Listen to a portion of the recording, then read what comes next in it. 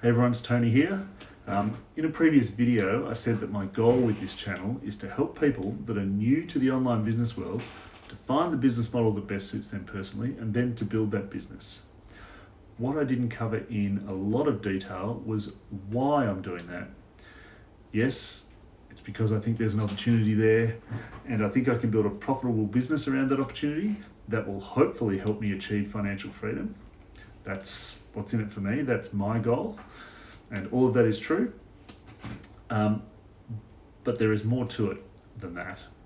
So I'm also doing it because I think it's needed by lots of people out there.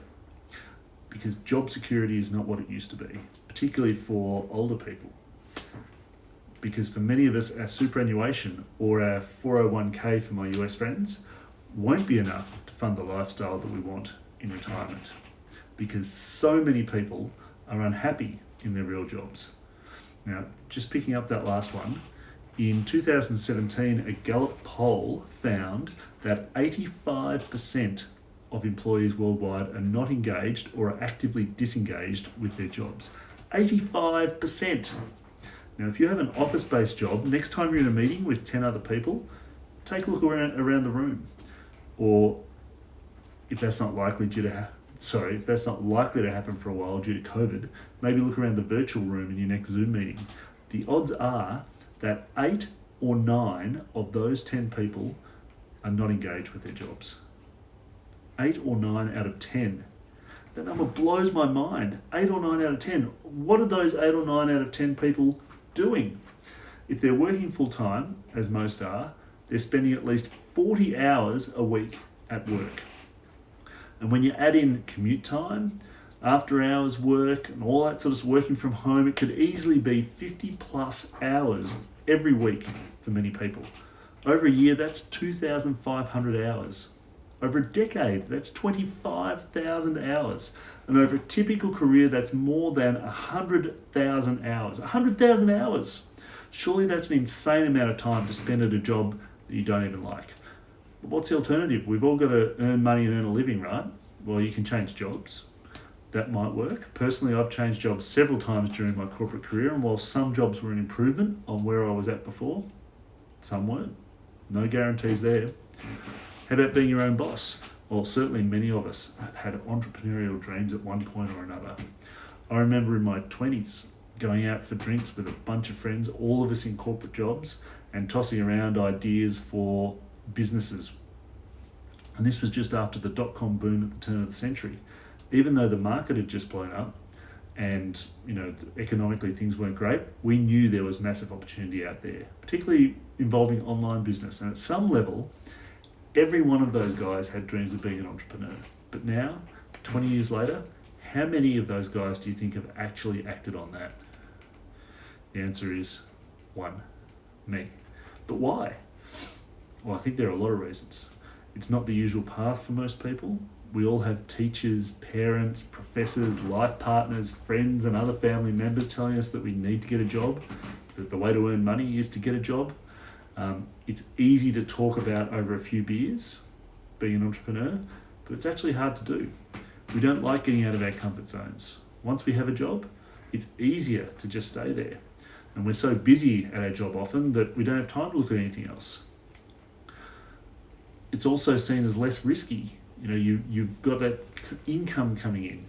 And we also have a prevailing young entrepreneur culture which tells us that if we haven't done it by the age of 30, then we can't do it.